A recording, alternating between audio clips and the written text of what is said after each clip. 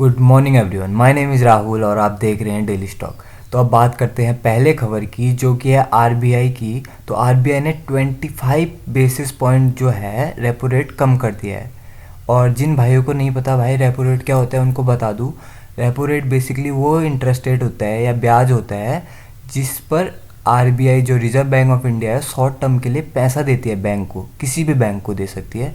और जब बैंक को अर्जेंट कैश चाहिए होता है ना, जैसे कि उनके पास पब्लिक को लोन देने के लिए पैसे कम पड़ रहे हों, तो वो आरबीआई के पास पैसे मांगने के लिए जाती है, लेकिन फ्री में तो मिलेगा नहीं ना। इसीलिए आरबीआई उनसे एक सर्टेन जो परसेंट ऑफ चार्ज होता है ना, इंटरेस्ट ब्याज जिसको ब्याज कहते हैं, उस पर देती है। तो उसी इंटरेस्ट को रेपो रेट बोलते हैं। मान लो अभी चल रहा है रेपो रेट 6.5%। अगर आईसीआईसीआई बैंक को आरबीआई से 100 करोड़ बोरो करने हैं तो उनको 6.5% इंटरेस्ट देना पड़ेगा।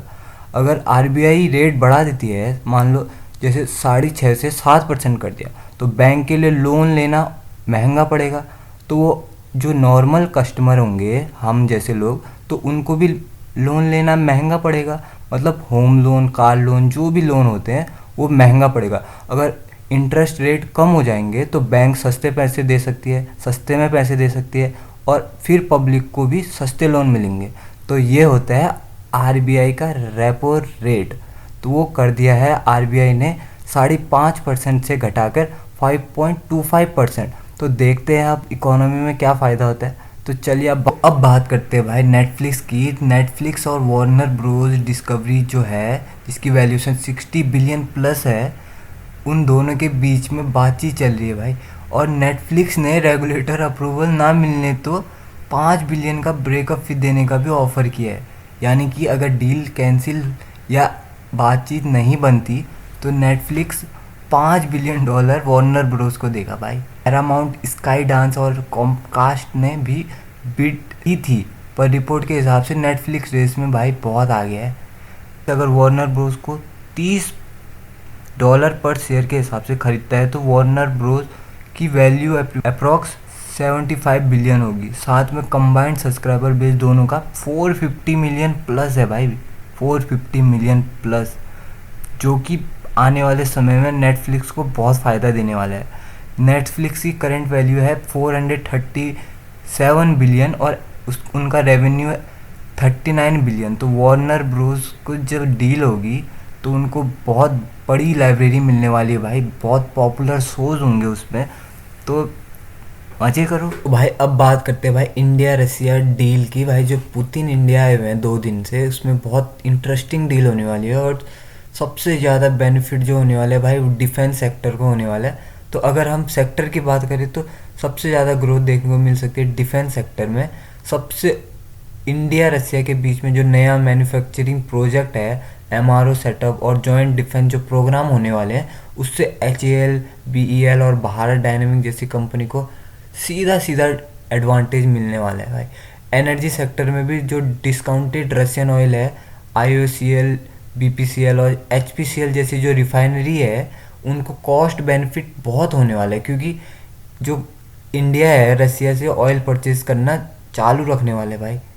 और जो फर्टिलाइज़र प्लांट कोलैबोरेशन से यूरिया और पोटास की सप्लाई जो है ना, वो सिक्योर होने वाली है। जो इंडिया के फर्टिलाइज़र जैसी कंपनीज़ हैं जो फर्टिलाइज़र बनाती है, और एग्रीकल्चर जो इकोसिस्टम, दोनों के लिए पॉजिटिव सिग्नल दे रहा है भाई।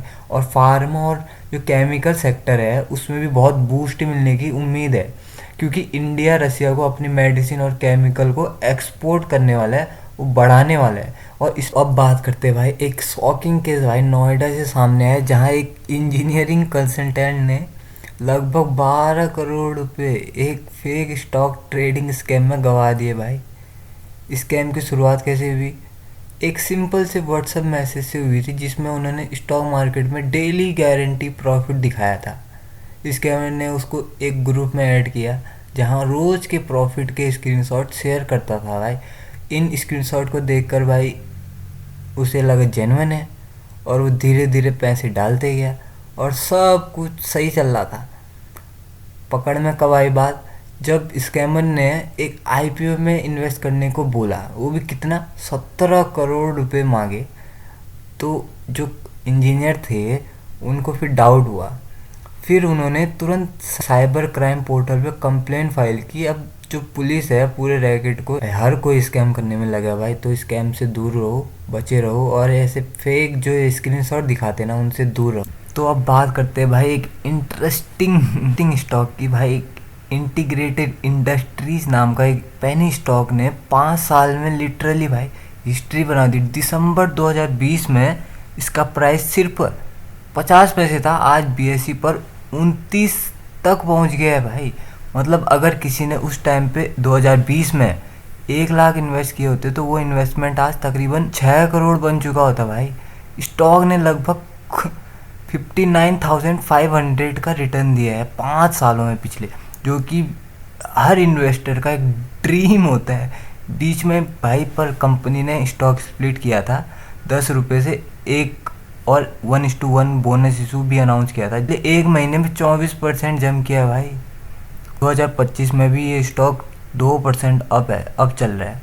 कंपनी का बिजनेस भी सॉलिड ग्रो है। Q2 में फाइनेंशियल ईयर 26 में प्रॉफिट 108% जंप करके 29 करोड़ हो गया भाई, और रेवेन्यू 54% बढ़ा है, 286 करोड़ है कंपनी का रेवेन्यू।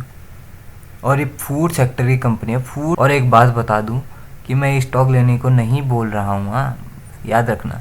मैंने एक खाली आर्टिकल पढ़ा था तो इंटरेस्टिंग लगा मुझे तो बता दिया।